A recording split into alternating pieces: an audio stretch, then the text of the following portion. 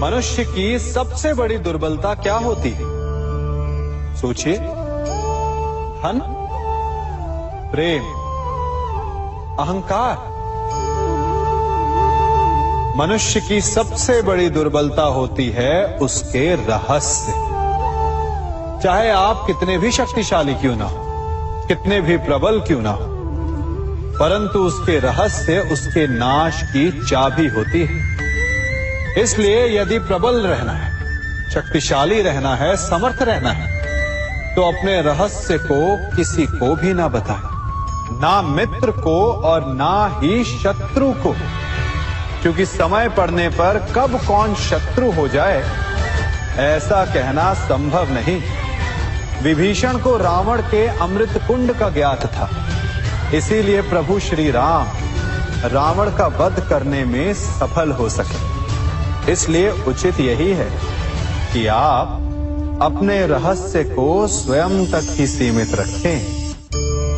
मनुष्य का मन बड़ा विचित्र होता है, कल्पना में ही विकास करता है, संपन्न भविष्य का स्वप्न देखता है और कल्पना में ही जो नहीं हुआ उससे भय खाता है। और यही भय मनुष्य का सबसे बड़ा शत्रु है। हमारे भविष्य के मार्ग में, हमारे आनंद के मार्ग में सबसे बड़ी बाधा है। अब आप लोग मुझसे पूछेंगे कि इसका तोड़ क्या है, भय से मुक्ति कैसे पाई जाए? तो ये प्रश्न आप स्वयं से पूछिए। तनिक सोचिए, जब आप एक सुंदर भविष्य की कामना करते हैं तो उसे पाने के लिए आप परिश्रम करते हैं ना?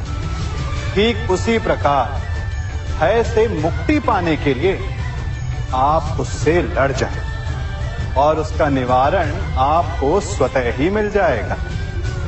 इसलिए जब भी भय आपको सताए तो उससे भागे नहीं, उससे घबराए नहीं, क्योंकि भय का काम ही होता है आपको भयभीत करना। इसलिए जब भी भय आप पर आक्रमण करे तो आप भी उस पर पहले ही आक्रमण कर दें। हम सब मित्रों के साथ रहना चाहते हैं, शत्रुओं से दूर रहना चाहते हैं। क्यों? क्योंकि हमें जीवन में आनंद पाना है, जीवन में आगे बढ़ना है, स्वयं को संपन्न देखना है। और यदि किसी से भी आप पूछेंगे कि जीवन में सफलता पाने के लिए सबसे अधिक आवश्यकता किसकी होती है, तो हर एक आपको लगभग एक ही उत्तर देगा। सफलता प्राप्त करने के लिए आपको सच्चे मित्रों की आवश्यकता होती है। परंतु यदि आपको और अधिक सफल होना है तो आपको केवल मित्रों की नहीं, शत्रु की अधिक आवश्यकता है। अब आप कहेंगे, ये मैंने कैसी बात कर दी? तनिक स्वयं सोचिए। जब भी संकट आता है तो मित्र क्या करते हैं? आपकी सहायता करने के लिए आपके साथ खड़े हो जाते हैं और संकट के समय में शत्रु और बड़ा संकट बनकर हमारे समक्ष खड़े हो जाते हैं। मित्र हमें सहायता देते हैं, अपनी शक्ति देते हैं, परंतु शत्रु आपके भीतर छिपी शक्ति को बाहर लाता है, आपको और अधिक बलवान बनाता है। संगति या साथ, मित्र और साथी मनुष्य के व्यक्तित्व के लिए सबसे महत्वपूर्ण होते हैं। अब आप कहेंगे, ये कैसे? मनुष्य अवश्य अपने व्यक्तित्व के लिए उत्तरदायी होता है, परंतु मनुष्य संगति में ना चाहते हुए भी उसका व्यक्तित्व संगत की भांति हो जाता है। इन पात्रों को देख रहे हैं, मध्य में जल रखा है, इसमें दूध है और इसमें मलिन कीचड़ रखा है। यदि मैं इस जल को इस दूध में मिलाता हूं तो ये जल दूध बन जाता है, और यदि इसी जल को इस मलिन कीचड़ में मिलाता हूं तो क्या हुआ? ये जल कीचड़ बन गया। ऐसी कोई युक्ति नहीं कि जल बिना घुले मिले दूध या कीचड़ में अपना अस्तित्व बनाए रखे या उनसे अलग रहे। और ठीक ऐसा ही मनुष्य के जीवन में भी होता है।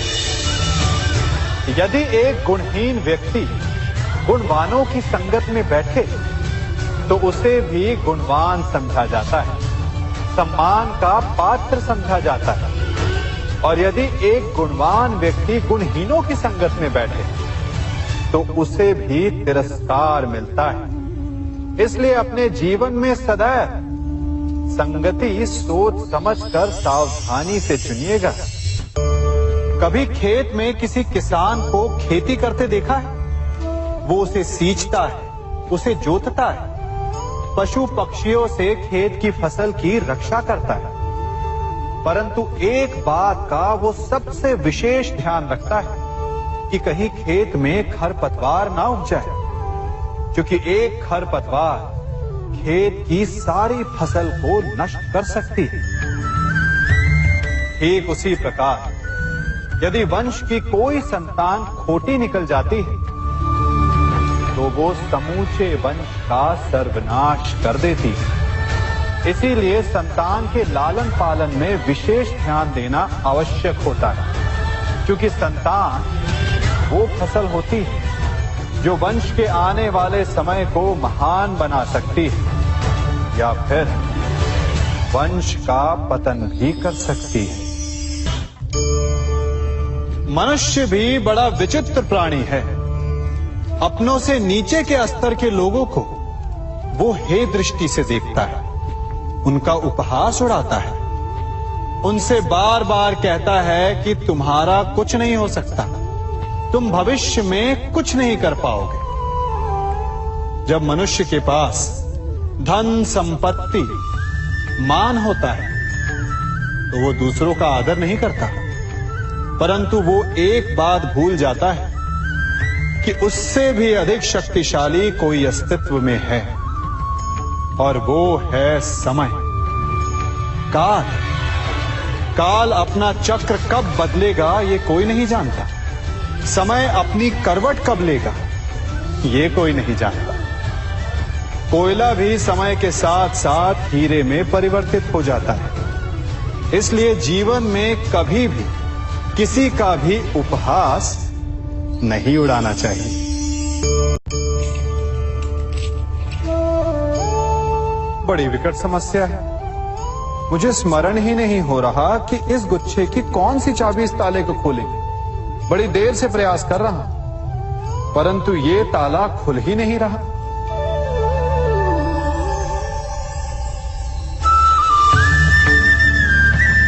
ऐसी परिस्थिति में आप क्या करेंगे?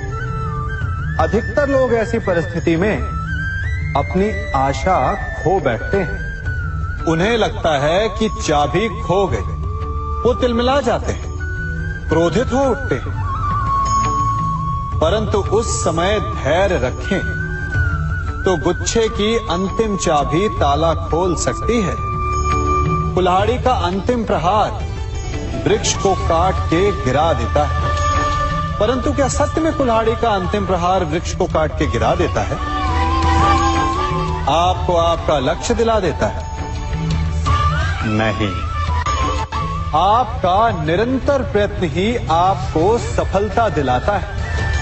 जब आपका मन निराश है तो अपने कार्य में दुगनी उत्साह से जुट जाए, क्योंकि अनावरत बहता जल ही कठोर चट्टान को काट सकता है। सफलता का मूल है परिश्रम, प्रयास और आशा।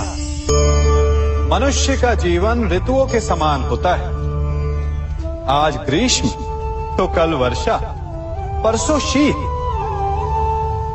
तनिक संकट आया तो हम संयम खो बैठते हैं, तनिक ऋतु बदली तो हम अधीर हो जाते हैं। अपने आक्रोश में, अपने क्रोध में हम उनसे ही संबंध बिगाड़ लेते हैं जो हमारे अपने होते हैं।